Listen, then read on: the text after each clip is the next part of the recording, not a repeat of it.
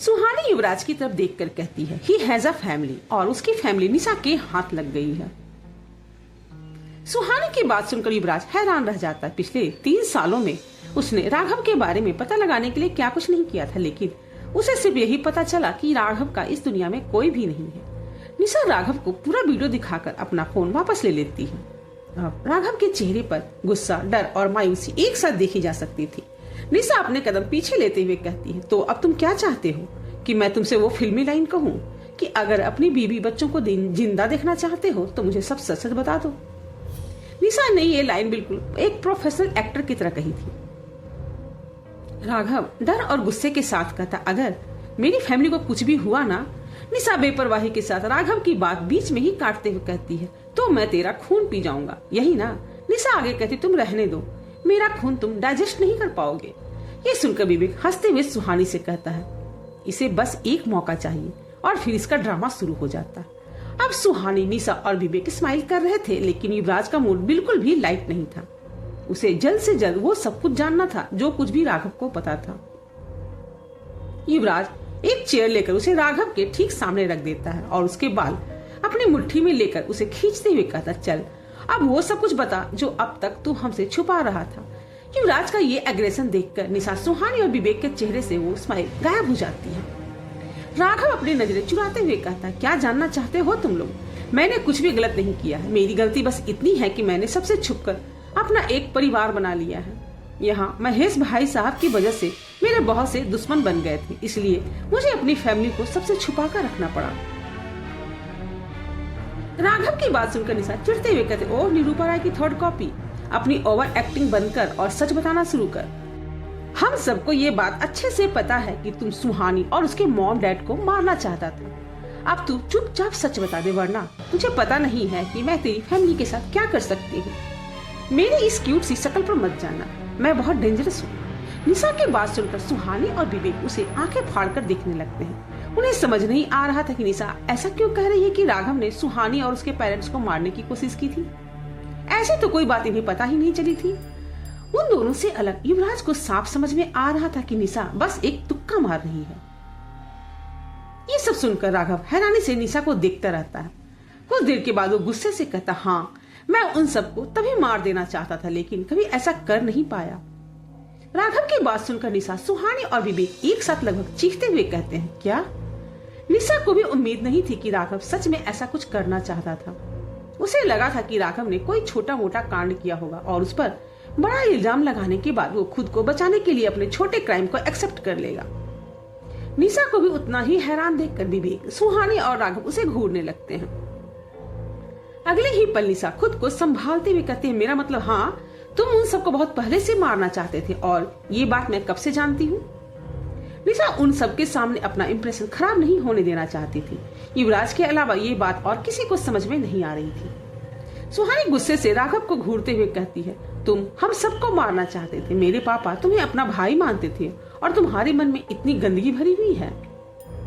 सुहानी की बातें सुनकर राघव के चेहरे पर गुस्से के भाव आने लगते हैं। वो गुस्से से अपने दांत पीसते हुए कहता है, हाँ मैं हमेशा से तुम सबको मार देना चाहता था।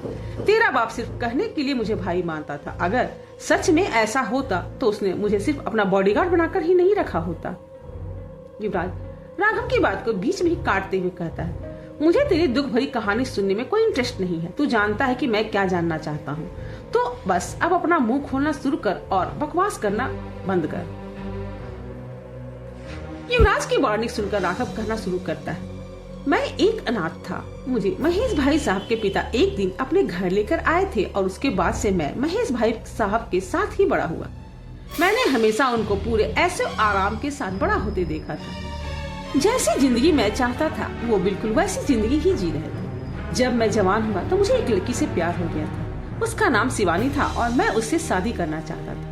वो लड़की बेहद खूबसूरत थी और वो भी मुझसे बहुत प्यार करती थी। एक दिन मेरे दिमाग में एक प्लान आया जिससे मैं महेश भाई साहब की पूरी प्रॉपर्टी पा सकता था। मैंने सोचा कि मैं अगर शिवानी की शादी महेश भाई साहब से करवा दूं तो उनकी मौत के बाद उनकी प्रॉपर्टी मेरी और शिवानी की हो जाएगी। उन दोनों की शादी के कुछ दिन के बाद मैं महेश भाई साहब को मार देने वाला था। यही सोचकर मैंने भाई साहब को शिवानी से मिलाया और उन्हें शिवानी पसंद भी आ गई, लेकिन तभी वो किसी काम से देहरादून चले गए। और उनकी मुलाकात उस अवंतिका से हो गई। उन्होंने वहां उस मनहूस औरत से शादी कर ली। ये सुनकर सुहानी गुस्से से अपनी मुट्ठी बांध लेती। उसे बहुत ज्यादा गुस्सा आ रहा था क्योंकि राघव उसकी माँ को मनहूस कह रहा था। राघव आगे कहता, वो औरत शुरू से ही मनहूस और पागल थी और फिर पैदा हुई तुम, उससे कहीं ज्यादा मनहूस और पागल। ये कहते हुए राघव की नजर सुहानी पर थी। उसकी बात सुनकर इस बार युवराज का खून खौल जाता है। वो अब राघव की जान ले लेना चाहता था, लेकिन अभी उसके लिए बाकी की इन्फॉर्मेशन जानना बहुत जरूरी था। इसलिए वो अपना गुस्सा कंट्रोल करते हुए अपनी मुट्ठी बांध लेता है। मैंने कई बार इन तीनों को जान से मारने की कोशिश की, लेकिन हर बार फेल हो गया। सुहानी जब कुछ बड़ी हुई तो हमें पता चला कि इसे कुछ अजीब से सपने आते हैं, जो पहले इसकी माँ अवंतिका को आते थे। अवंतिका कहने लगी थी कि सुहानी पर कोई बुरा साया है। जब मुझे इस बात का पता चला तो मैंने सबसे छुपकर कुछ पंडितों से बात की। उनकी मदद से मुझे पता चला कि अवंतिका सच कह रही थी। बस अब मेरा काम आसान हो गया था। मुझे लगा कि सुहानी पर जिसका भी साया है वो उसे मार देगा और फिर महेश और अवंतिका का काम मैं खत्म कर दूंगा। अवंतिका ने बार बार महेश भाई साहब को ये बात समझाने की कोशिश की, लेकिन मैंने कभी उन्हें अवंतिका की बातों से कन्विंस ही नहीं होने दिया। सब कुछ अच्छा चल रहा था, तभी तुम्हारे बाप यशवंत दीवान ने उस मृदुला को आजाद कर दिया। मृदुला ने पहले अवंतिका को मार दिया और फिर वो सुहानी को मारना चाहती थी। महेश भाई साहब ने सुहानी को बचाने की बहुत कोशिश की, लेकिन उनकी हर कोशिश नाकाम होते जा रही थी। सब कुछ मेरे हिसाब से ही चल रहा था। तभी मुझे पता चला कि महेश भाई साहब ने एक वसीयत बना ली। उस वसीयत के हिसाब से अगर वो तीनों मर जाते हैं तो उनकी पूरी प्रॉपर्टी और पैसा किसी एनजीओ को चला जाता। और जब सुहानी के एडल्ट होने पर उसे किसी भी तरह से जिंदा रखना था, तभी वो पैसा मेरे पास आ पाता। अब सुहानी को बचाना मेरी जरूरत बन चुकी थी। मैंने इसके लिए जमीन आसमान एक कर दिया और उस अघोरी तक पहुंच गया। उस अघोरी ने न केवल सुहानी को मृदुला से बचाया, बल्कि कुछ वक्त के लिए इसे उस प्रेत से भी बचा लिया जो जन्म के साथ ही इसके साथ था। लेकिन आज तक मुझे ये समझ में नहीं आया कि उसने इसकी याददाश्त क्यों खत्म कर दी। खैर, वहाँ से वापस आने के बाद भी इस मनहूस को चैन नहीं था। इसने वो कलश ढूंढ लिया और हमारे ऊपर एक और मुसीबत आ गई। उस कलश की वजह से मृदुला फिर से हमारे पीछे पड़ गई और उससे भागते हुए महेश भाई साहब सुहानी को लेकर उस कार में बैठ गए, जिसका मैंने ब्रेक फेल कर दिया था। राघव की बात को सुनकर सुहानी और उसकी दोस्तों की आंखें हैरानी से बड़ी हो जाती हैं। सुहानी बकलाहट के साथ कहती है, तो उस रात पापा की मौत तुम्हारी वजह से हुई थी? राघव कहता, हाँ, ये मैंने ही किया था। जब तक महेश भाई साहब उस कार में थे मुझे उनसे कोई प्रॉब्लम नहीं थी, लेकिन उन्होंने तुम्हें भी उस कार में बिठा लिया था। मैं उस वक्त तुम्हारी मौत नहीं चाहता था, इसी वजह से मुझे भी उस कार में बैठना पड़ा। उस रात मृदुला की वजह से वो कार आउट ऑफ कंट्रोल नहीं हुई थी, बल्कि उसके पीछे मेरा हाथ था। जब महेश भाई साहब को लगा कि हम नहीं बचने वाले हैं, तब उन्होंने मुझसे कहा कि मैं तुम्हें लेकर कार से कूद जाऊं। मैं बस इसी का इंतजार कर रहा था और उनके कहते ही मैंने बिल्कुल ऐसा ही किया। मैं सुहानी को लेकर कार से कूद तो गया था, लेकिन मेरे सर पर चोट लग गई और यशवंत दीवान सुहानी को शिमला से दूर ले गया। सिर्फ उसी आदमी की वजह से मेरी पूरी मेहनत बेकार हो गई। राघव की बातें सुनकर उस कमरे में हर किसी को उस पर बहुत गुस्सा आ रहा था, लेकिन वो सब इस वक्त अपने गुस्से पर कंट्रोल करके बैठे थे। विवेक कुछ सोचते हुए कहता है, ये सब होने के बाद तुम सबसे छुप कर क्यों रहने लगे थे? राघव गुस्से और डर के साथ कुछ याद करते हुए कहता है, उस आदमी की वजह से। सुहानी क्यूरियस होकर कहती है, कौन सा आदमी? राघव जवाब देता, मैंने अभी कहा था ना कि मैंने किसी पंडित की मदद से पता किया था कि सुहानी पर किसी का साया है। शायद वो पंडित ही धोखेबाज था। ये सब पता चलने के बाद एक रात मैं एक आदमी से मिला था और वो मुझसे चाहता था कि मैं सुहानी को उसके हवाले कर दूं। मैं अपनी लॉटरी की टिकट किसी और को नहीं दे सकता था, तो मैंने उसे मना कर दिया। मेरे मना करने के बाद भी वो आदमी अक्सर रात को मुझे मिल जाया करता था। एक रात तो पता नहीं कैसे वो मेरे घर के अंदर ही आ गया था और मुझसे सुहानी की डिमांड करने लगा। धीरे धीरे मुझे समझ में आने लगा था कि वो एक नॉर्मल इंसान नहीं था। उस रात उस एक्सीडेंट के बाद वो आदमी फिर से मुझसे मिला था और उसने मुझे सुहानी को जल्द से जल्द उस तक पहुंचाने की धमकी दी थी। उस आदमी की वजह से ही मुझे शिवानी के साथ यहाँ से जाना पड़ा और मैं मुंबई शिफ्ट हो गया। सुहानी की डेड बॉडी ना मिलने की वजह से वो प्रॉपर्टी उस एनजीओ को नहीं मिल पाई थी, इसीलिए मैं बीच बीच में यहाँ आकर उनकी कुछ प्रॉपर्टी की हेरा फेरी करके यहाँ से पैसे लेकर चला जाता था। एक रात मैं यहाँ से वापस मुंबई जा रहा था, तभी मेरी नजर सुहानी पर पड़ी और आगे जो कुछ हुआ वो तुम सब जानते ही हो। निशा कुछ सोचते हुए कहती, तो तुम सुहानी के साथ क्या करना चाहते थे? राघव कहता, अब सुहानी मेरे किसी काम की नहीं है, लेकिन मुझे इससे सख्त नफरत है। मैं बस इसे मार देना चाहता था और मैं मार भी देता, लेकिन हर वक्त युवराज इसकी हिफाजत में लगा रहता था और मुझे मौका ही नहीं मिलता था। एक बार मुझे मौका मिला ही था इसे मारने का, लेकिन उस दिन वो सुमायरा इसे मुझसे छुड़ाकर किडनैप करके ले गई, वरना उसी दिन इसकी कहानी खत्म हो चुकी होती। युवराज राघव को घूरते हुए कहता है, तुम उस आदमी के बारे में और क्या जानते हो? वो दिखने में कैसा था?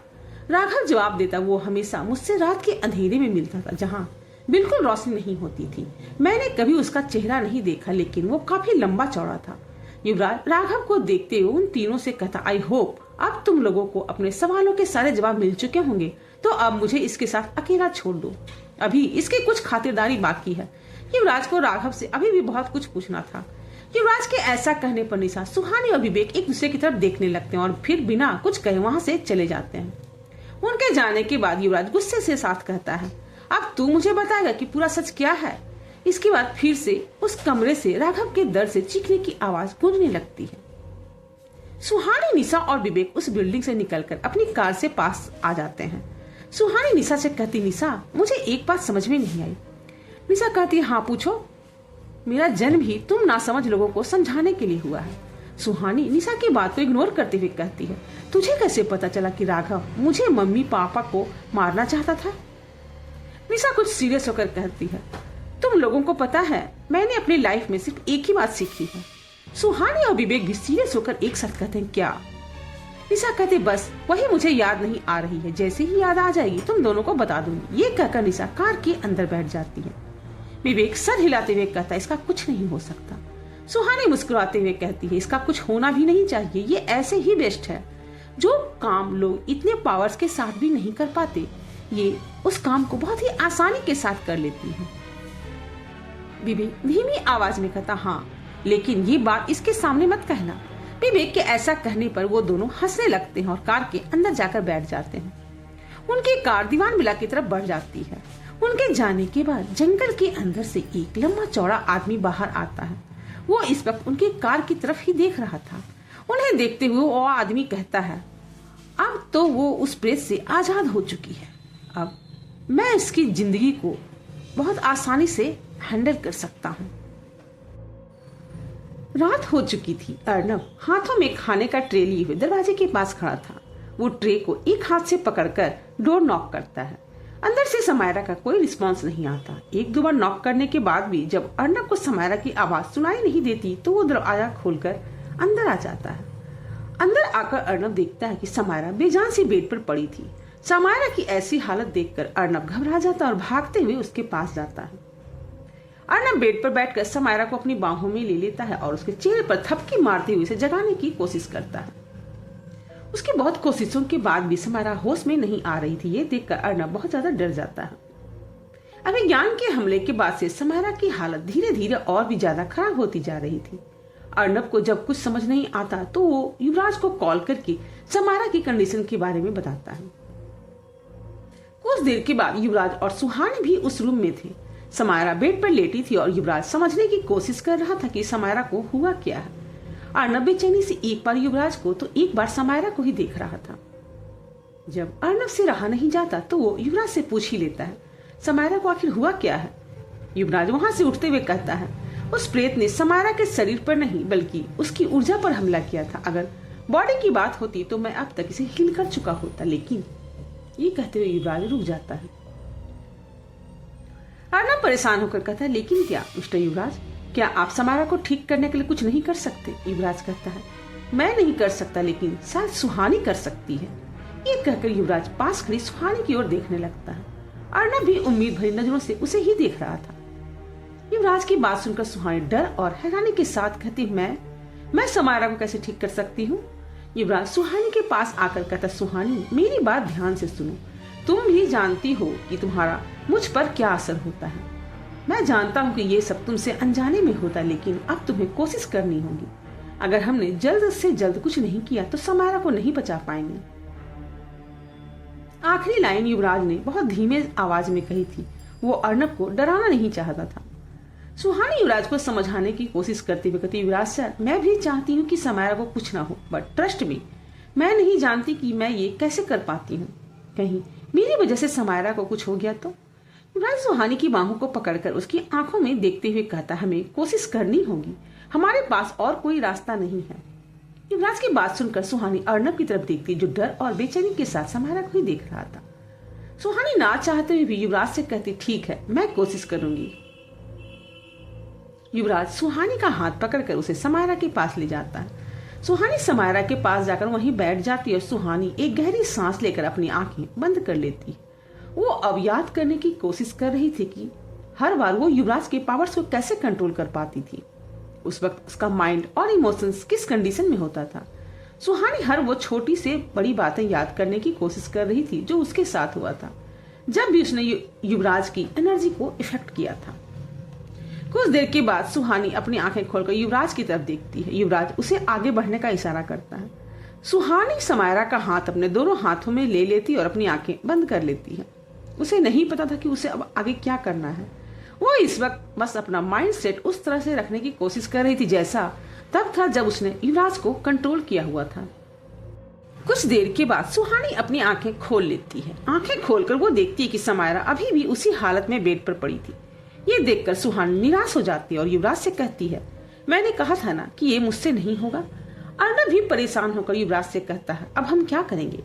युवराज किसी सोच में डूबा हुआ था। वो सीरियस होकर कहता, ये तो तय है कि समायरा को सुहानी ही ठीक कर सकती, लेकिन हमें एक जरिए की जरूरत होगी। ये सुनकर सुहानी और अर्नब के चेहरे पर कंफ्यूजन वाले एक्सप्रेशन आने लगते हैं। सुहानी कंफ्यूज होकर कहती, कैसा जरिया। युवराज अर्नब से कहता, एसपी सिंह, चलिए हमें समायरा को कहीं लेकर जाना होगा। अर्नब और सुहानी दोनों को ही युवराज की बात समझ नहीं आती, लेकिन युवराज उन्हें कुछ भी एक्सप्लेन नहीं करता और वहां से बाहर चला जाता है। कुछ देर के बाद वो तीनों युवराज के एक अपार्टमेंट में थे। इस वक्त युवराज का चेहरा बिल्कुल सीरियस था, लेकिन सुहानी हैरान थी। वहीं अर्नब अपनी गोद में समायरा को लिए गुस्से और हैरानी से अपने सामने देख रहा था। वो सब विक्रम के सामने खड़े थे। अर्नब गुस्से में विक्रम को घूरते हुए कहता, मिस्टर युवराज, आप हमें यहाँ क्यों लेकर आए हैं। इस कमीने की वजह से ही आज समायरा इस हालत में है। मैं इसे जिंदा नहीं छोड़ूंगा। सामने विक्रम युवराज की कैद में था और कंफ्यूज होकर उन सबको देख रहा था। उसे भी समझ में नहीं आ रहा था कि आखिर ये सब उसके पास क्यों आए थे। युवराज विक्रम पर अपनी नजर बनाए हुए कहता है, हमारे पास अब यही एक ऑप्शन बचा है। सिर्फ विक्रम ही जानता है कि सुहानी की एबिलिटीज का इस्तेमाल कैसे करना चाहिए। युवराज का जवाब सुनकर सुहानी, अर्नब और विक्रम तीनों ही उसे आंखें फाड़कर देखने लगते हैं। अर्नब चिढ़ते हुए युवराज से कहता है, आपका दिमाग तो खराब नहीं हो गया जो आप इस धोखेबाज पर भरोसा करना चाहते हैं। युवराज पूरे कॉन्फिडेंस के साथ कहता है, ये हमें इस बार धोखा नहीं देगा। अर्नब गुस्से में कहता, और आप ये कैसे कह सकते हैं। युवराज विक्रम की तरफ देखकर कहता, अगर आज इसने समायरा के साथ कुछ भी गलत किया तो अपनी जान से जाएगा, और अगर इसने समायरा को ठीक कर दिया तो मैं इसे आजाद कर दूंगा। युवराज की बात सुनकर अर्नब और सुहानी हैरानी से एक साथ लगभग चीखते हुए कहते, क्या। इस वक्त अर्नब और सुहानी तो बहुत हैरान थे, लेकिन विक्रम की आंखों में चमक थी। उसने तो ये उम्मीद ही छोड़ दी थी कि वो कभी अब युवराज की कैद से आजाद हो पाएगा, लेकिन आज युवराज खुद उसे बचने का मौका दे रहा था। युवराज बिना किसी एक्सप्रेशन के कहता, हाँ। सुहानी चिढ़ते हुए युवराज से कहती, मुझे लगता है सच में आपका दिमाग खराब हो गया। शुरू से अब तक इसने हमें सिर्फ नुकसान पहुंचाया है। बड़ी मुश्किल से ये हमारी पकड़ में आया है और आप इसे आजाद करने की बात कर रहे हैं। युवराज कहता है, हमारे पास वक्त बहुत कम है और समायरा की जान खतरे में है। अब तुम लोग जल्दी डिसाइड करो कि तुम्हें क्या चाहिए, विक्रम या समायरा। युवराज के ऐसा कहने पर अर्नब और सुहानी खामोश रह जाते हैं। बेशक उनके लिए समायरा ज्यादा जरूरी थी। सुहानी आगे कहती, ठीक है, इससे कहिए कि ये समायरा को जल्द से जल्द ठीक करे। सुहानी की बात सुनकर विक्रम के चेहरे पर चमक आ जाती है और अगले ही पल उसका चेहरा फिर से सीरियस हो जाता है। विक्रम युवराज पर शक करते हुए कहता, मैं तुम पर भरोसा कैसे करूं? अगर ये काम होने के बाद तुम अपनी बात से पलट गए तो? युवराज बिना किसी भाव के कहता, ओके देन मुझे नहीं लगता कि यहाँ तांत्रिकों की कमी होगी। अगर तुम अपने आजाद होने का ये मौका खोना चाहते हो तो मैं किसी और तांत्रिक की मदद ले लूंगा। हालांकि शिमला में ऐसा और कोई भी नहीं था जो सुहानी की एबिलिटीज को जानता और समझता था। युवराज बस विक्रम को अपनी बातों में फंसा रहा था। युवराज अर्नब को देखकर आगे कहता है, चलिए एसपी सिंह, लगता है इसे मेरी कैद में मजा आने लगा है। ये कहकर युवराज जैसे ही पीछे मुड़ता है, विक्रम हड़बड़ाकर कहता है, रुको, मैं तुम्हारी मदद करने के लिए तैयार हूँ। विक्रम ये मौका अपने हाथ से नहीं जाने देना चाहता था। विक्रम का जवाब सुनकर युवराज के चेहरे पर हल्की मुस्कान आ जाती। वो अपनी मुस्कुराहट छुपाते हुए पीछे मुड़कर कहता है, तो ठीक है, फिर अपना काम शुरू करो। कुछ देर के बाद उस कमरे में एक हवन कुंड के साथ कुछ तांत्रिक क्रिया की सामग्रियां रखी हुई थी, जिसके सामने विक्रम बैठा था। विक्रम के पास ही सुहानी बैठी थी और समायरा हवन कुंड के दूसरी तरफ जमीन पर लेटी थी। वो अभी भी बेहोश थी। युवराज और अर्नब विक्रम के सामने खड़े ये सब देख रहे थे।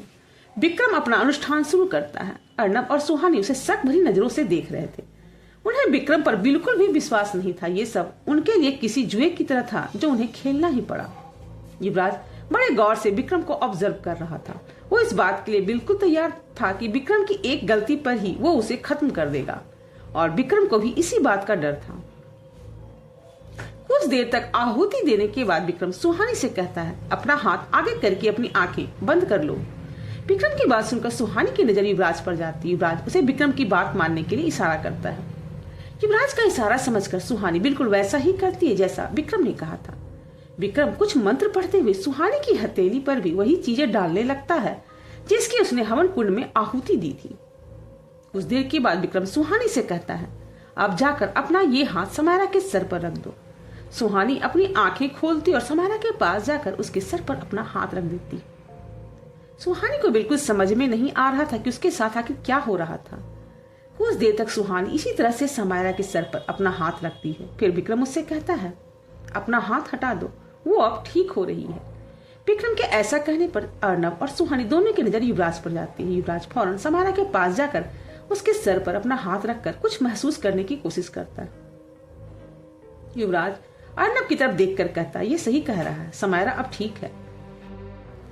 ये सुनकर अर्नब के मन को शांति मिलती है। वो समायरा को लेकर बहुत ज्यादा डरा हुआ था, लेकिन समायरा को देखकर सुहानी कहती है, लेकिन ये अभी भी बेहोश क्यों है? युवराज कहता है, इसकी एनर्जी चैनलाइज होने में थोड़ा वक्त लगेगा, शायद कल तक इसे होश आ जाएगा।